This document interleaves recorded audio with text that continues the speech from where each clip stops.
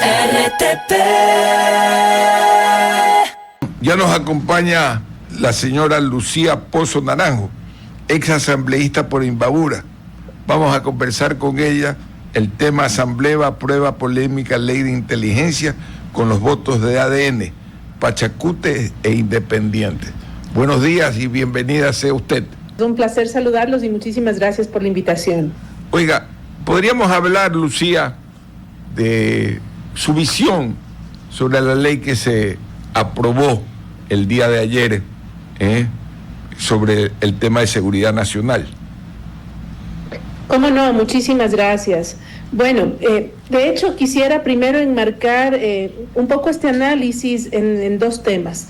Primero, que yo creo fervientemente, como cualquier ciudadano de bien, como cualquier ecuatoriano de bien, que la lucha fundamental que tenemos hoy todos en el horizonte como país, como Estado ecuatoriano, es la lucha contra la corrupción, es la lucha contra la delincuencia y los grupos de delincuencia organizada, los grupos y estas estructuras criminales. Eso es una tesis que creo que habría que estar enfermo para no respaldar desde cualquier espacio y con todas las acciones posibles. Segundo, que este análisis yo lo hago no tratándose del gobierno actual, sino un análisis en la técnica legislativa, de lo que significa legislar, ¿no? Y lastimosamente hay un inconveniente ahí más allá del gobierno en el que hoy nos encontremos. Y es que lastimosamente hoy la legislación se hace de acuerdo a la coyuntura. Y no podemos tener una legislación que de acuerdo a los gobiernos vaya cambiando la Constitución, vaya cambiando las leyes orgánicas dentro de esa pirámide de Kelsen, de la jerarquía de las normas. Y a mí esa es la parte que me preocupa, porque si bien es cierto, podemos tener hoy normas fuertes que pueden aplicarse. Yo les decía cuando se trataba, por ejemplo, del artículo 5 y la reforma constitucional respecto de las bases militares, sí, me parece bien, hay que hacerlo. Pero claro, ¿cuál es la lógica que hoy tenemos? Que la base va a ser una base militar norteamericana. Pero depende del gobierno, si mañana, en 4 años o en 8 años llega otro gobierno de péndulo, la base puede ser iraní o China, la puerta ya se abrió. Y lo propio dentro de ese mismo esquema y análisis creo que puede surgir dentro de esta ley de inteligencia que ha sido aprobada ya por la Asamblea Nacional. Creo que hay temas muy saludables, muy importantes, pero algunos que pueden generar inconvenientes dentro de esta lógica y de este análisis que yo formulo. El tema de los gastos reservados, por ejemplo, es la recopilación de amargas experiencias que ha tenido el país hace décadas atrás, de las que ustedes deben recordar cómo se dilapidaron estos gastos reservados. Por ejemplo, ahora hay consideraciones específicas que manifiesta esta ley, ¿no? Que serán gastos que no estarán sujetos, por ejemplo, a ninguna responsabilidad tributaria ni del sistema de contratación pública, que solamente el Banco Central, por ejemplo, podrá conocer respecto de asignaciones, transferencias y los registros propios del Banco Central. Y, por supuesto, la incineración de los documentos cada 3 meses únicamente entre el señor presidente de la República y el Contralor General del Estado.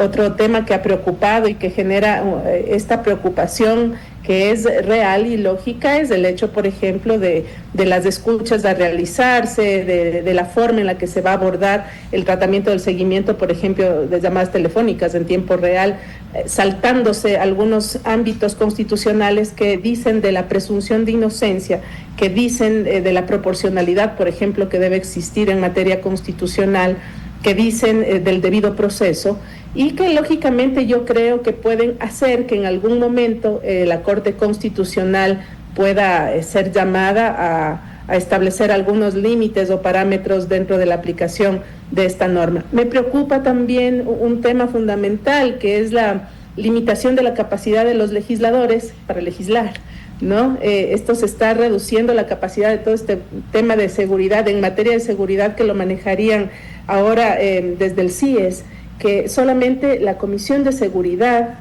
sea la única que tenga la patente de corso para llamar a rendir cuentas. Y eso sí me parece que contradice en materia constitucional y que puede ser otro filtro que la Corte puede observar, por cuanto la capacidad de los legisladores de legislar y fiscalizar, que son solamente 2, se vería limitada y eso no consta como una facultad dentro de la Constitución. Bueno, eso entre algunos otros dos temas más que realmente creo que pueden significar un problema dentro de la aplicación cuando no se trabaje o no pueda trabajarse esto con la madurez política del caso. Lucía, ¿cómo está? Buenos días. Le saluda Juan Carlos Jácome. Bueno, Juan Carlos. Una pregunta de fondo. ¿Qué usted hubiera hecho para cambiar el esquema actual? Digamos que esto suena como un mecanismo distinto para poder gestionar algo que se nos está yendo de las manos, y más bien en su experiencia política y técnica, ¿qué hubiera hecho en reemplazo para mitigar esta realidad que está lacerando la sociedad ecuatoriana? Bueno, específicamente dentro de la aprobación de esta ley, votar por bloques o votar por artículos, porque creo que podríamos haber rescatado mucho de las cosas importantes que existen dentro de la ley, pero también garantizado algunos temas que, insisto, los poderes no son eternos, y esa es la parte que realmente a mí me preocupa, que una ley de esta naturaleza puede estar en manos equivocadas, en personas que no utilicen esto para perseguir solo a los GDOs, sino también, no vamos a hablar de la política, vamos a hablar de la industria, vamos a hablar de la empresa, vamos a hablar de la facultad que podrían tener los abogados, por ejemplo, para tener algún acceso que le dé ventaja sobre otros en dependencia de la relación de amistad o de cercanía con el gobierno de turno. Esa es la parte que a mí me preocupa, porque creo que históricamente en el país no se ha demostrado la madurez, la sensatez política suficiente para entender que esto debe servir para lo que se está planteando, y no, por ejemplo, también dentro del ámbito político para saber qué estrategias políticas se están ocupando dentro de un proceso electoral, el sigilo en varios temas. Yo escuchaba un poco cómica, ¿no?, a un periodista que decía, es decir, ahora ni siquiera el secreto cuando uno va donde un curita sirve, ¿no? Porque cuando usted se confiesa, se supone que eso se baja bajo el sigilo religioso, pero la ley es muy clara y dice que instituciones públicas y privadas, personas naturales y jurídicas, se verán obligadas a entregar la información pertinente, gratuita, obligatoriamente al gobierno que lo requiera. Entonces, estamos hablando de que definitivamente esa garantía de poder tener cierta confidencialidad sobre algunos casos se ve mermada con la aprobación de esta ley, cuando su utilización no sea la adecuada. Estimada Lucía, permítame recoger sus respuestas y tratar de condensarlas en dos preguntas, sobre todo desde el punto de vista del ciudadano, ya que quizás puede no estar tan interesado en la parte de los actores políticos como tal y cómo se manejó el legislativo, pero como ciudadano le hago dos preguntas. ¿Cómo no? ¿Qué beneficios y qué consecuencias negativas podría traernos esta ley a mí como ciudadano, a cualquier ciudadano nuestro que nos escucha? Y segundo, y esto ya es en la parte de política, ¿usted cree que, por ejemplo, la Corte vaya a objetar algunos de estos artículos o incluso la ley completa? Bueno, en relación a su primera pregunta, creo que, insisto, el interés mayoritario y general, y solamente debería alguien estar realmente loco para querer que no salgamos de esta crisis de seguridad que es brutal, que vivimos en el país, no estaría dentro del ámbito de la pretensión de alguien de bien el hecho de que podamos luchar y desmantelar las estructuras criminales. Creo que a la par de la aprobación de una ley deben existir otras acciones que los ciudadanos debemos reclamar para poder sentir que esa garantía es real, que esa lucha es real. Sería lindo pensar que con la aprobación de una ley ya vamos a cambiar esa realidad, y eso no es así, no funciona así. Lo dijo la señora ministra fiscal general del Estado cuando yo fui vicepresidenta de la comisión que tramitó las reformas de la consulta popular para el incremento de penas en el COIP. Dijo, esto no va a resolver el problema es estructural y va más allá, cruza por la depuración de la función judicial, cruza por el hecho de que no podemos seguir teniendo sentencias con precio porque van a estar a la orden de quien pueda pagarlos. Y esa es la tarea fundamental. Ustedes en la provincia del Guayas, en la ciudad de Guayaquil, han visto, y todo el país hemos visto con profunda indignación, cómo jueces y fiscales han dejado libres a quienes han secuestrado y arrebatado la vida de comerciantes y los dejan salir y no pasa nada si es que no hay una reacción ciudadana muy fuerte, la acción de la prensa que pueda visibilizar estas acciones. Entonces, habríamos eliminado la pobreza por decreto, habríamos eliminado la discriminación por decreto si se tratase solo de aprobar leyes. No funciona de esa manera. Por otro lado, usted me indicaba desde la parte política cuáles son las acciones. Desde la parte política resulta también complejo, ¿no?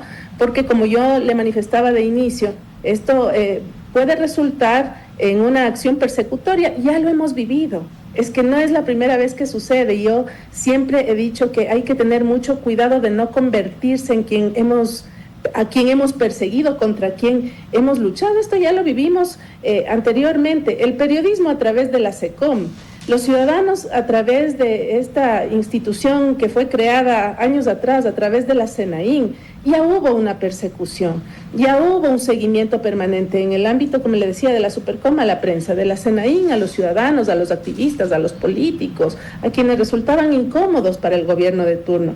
Entonces, insisto, yo no hago este análisis pensando en qué gobierno está, sino en la legislación y las puertas que se abren en base a lo que pueda suceder en el futuro. Usted ve que la estabilidad política de los estados, de las naciones, radica en la fuerza de las leyes y en la imposición de la ley que se tiene. Tienen los Estados Unidos una constitución de más de 200 años, ¿no es cierto? Que no es que solamente decimos que es una constitución vieja, le da certezas a la ciudadanía. Y nosotros no podemos cada 4 años cambiar la constitución a medida de los gobiernos que vienen, porque eso es precisamente lo que le da tanta fragilidad a nuestra democracia, tanta imposibilidad de tener inversión extranjera, seguridad jurídica, estabilidad política. Última pregunta. ¿Qué opina de que el fin justifique los medios? Mire, opino lo que pasaría cuando actuemos siempre pensando en que el ojo por ojo y diente por diente. Nos vamos a quedar sin ojos y sin dientes. Creo que en las sociedades civilizadas debemos ir pensando en algo más. Yo soy y me considero una mujer demócrata y creo profundamente en que el respeto a los derechos, por más difícil que pueda ser la situación, el mecanismo de la democracia, creo que dentro de las estructuras de las naciones y de los estados puede ser quien más garantías preste para luchar contra la injusticia, para luchar contra la corrupción, para luchar contra el narcotráfico y también para dar garantías a los ciudadanos que se lo merecen. Yo estoy en contra de poder dar garantías, tantas garantías que han vulnerado los derechos de las grandes mayorías, de los ciudadanos de bien y que han favorecido a la delincuencia. Pero creo profundamente que debemos propender a tener un Estado donde haya armonía, donde haya la fuerza del poder estatal para luchar contra las mafias y el crimen organizado. Pero también creo que el Estado no debe inmiscuirse en otros temas más amplios, ¿no? Creo en las libertades, creo en que los ciudadanos deben tener la capacidad de escoger y de elegir, y el Estado entrar con toda la fuerza que sea necesaria para poder atender los asuntos del Estado. Yo le digo, creo que hay cosas muy importantes dentro de esta ley, pero me preocupan otras que no pueden probablemente y que no han merecido también el apoyo. Hay que tomar en cuenta que apenas con un voto se logra la aprobación de esta ley dentro de una mayoría que ha existido dentro de la Asamblea, y hay un voto inclusive del correísmo con el cual se aprueba, son 77 votos y apenas con 76 se logra esa mayoría. Entonces, creo que hay que establecer los parámetros necesarios. Probablemente yo veo que puede existir alguna acción de la Corte Constitucional en base a algunos temas que están aprobados y que pueden vulnerar ciertos derechos, y no me preocupan los de los delincuentes, créamelo, sino de otras acciones que no rayan solamente por el ámbito político, sino de acciones en otros temas. Insisto, lo hemos vivido ya y lo hemos luchado ya en años anteriores. Esa es la preocupación más grande que existe, al menos de mi parte. De acuerdo. Estimado Lucía, brevemente antes de irnos a corte, me sumo a su última parte de la respuesta cuando habló de la Corte Constitucional. ¿Usted cree que esta ley aprobada vaya a ser una prueba de fuego para la Corte para saber hacia dónde se alinea? Y si cree que podría ser incluso posible que la Corte dictamine que no es constitucional ciertos artículos aprobados. Sí, me preocupa, porque más allá de la presión política que se puede ejercer y que es evidente, y que aquí en el país se actúa de acuerdo a las presiones políticas, hay varios temas que contraponen la norma constitucional. Que estemos de acuerdo o no es una cosa, pero la norma constitucional está ahí. Y hay evidentemente vulneraciones, por ejemplo, al debido proceso, ¿no? A la presunción de inocencia. Al actuar, por ejemplo, contra la inviolabilidad, contra el secreto, contra la confidencialidad, contra la correspondencia, contra la intimidad, sin una orden judicial. Entonces, sí hay temas que están configurando posiblemente un tema de inconstitucionalidad que la Corte, yo creo que en un ámbito normal debería observar. No sabemos si es que esa presión política, esa presión de coyuntura, que insisto, que es como generalmente se actúa en base a las coyunturas, pueda hacer que la ley se apruebe. Pero evidentemente es una preocupación mía, no solo como ex legisladora, veo que también es la preocupación de varios juristas que conocen la materia constitucional, de que hayan observaciones que hagan probablemente que deban hacerse ciertas correcciones dentro de la ley. Le quedamos muy agradecida. Un gran día para usted, Lucía. Un honor haberla entrevistado. Siempre es un placer saludarlos. Muchísimas gracias. Que esté usted bien. RTP